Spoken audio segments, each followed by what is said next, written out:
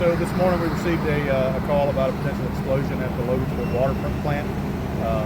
Fire EMS and Sheriff's Office all responded, did locate what turned out to be a chemical reaction that caused the tank to explode.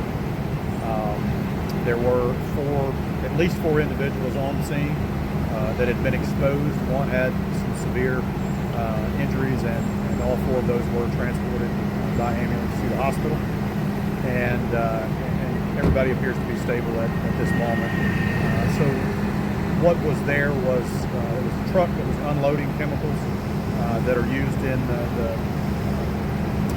this particular chemicals used in the clarification process of water, and apparently there was a mixture of a chemical that existed in the tank, and that chemical reaction caused the tank to explode.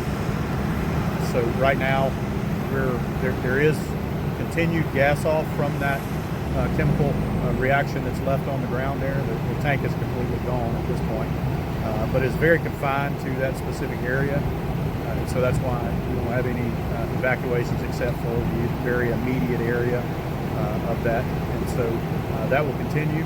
As far as the condition of the water plant appears to be intact. These tanks are external to the water plant. And so the plant is still operating at this point. We would ask people to conserve your water so that hopefully we can not have any interruptions in the water supply. That is potentially going to happen though if this drags out, for the rest of the day, because there's no one manning the plant, and so the plant potentially will shut in at some point. We're moving through the process of what that cleanup looks like, what the decontamination of the area looks like. We are directly adjacent to the river, so we have to keep that in mind.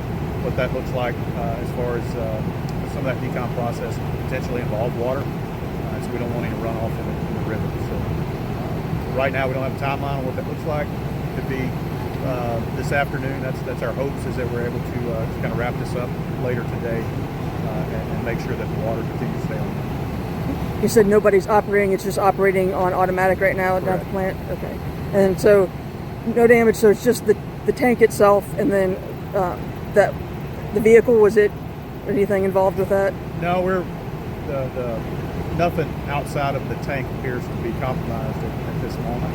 Of course, here in a little while they'll be going back in hazmat suits and verifying all of that. We've got eyes on it through drones, and it appears that everything's still intact. Okay. Any injuries to any responders? Heat injuries? Anything like that?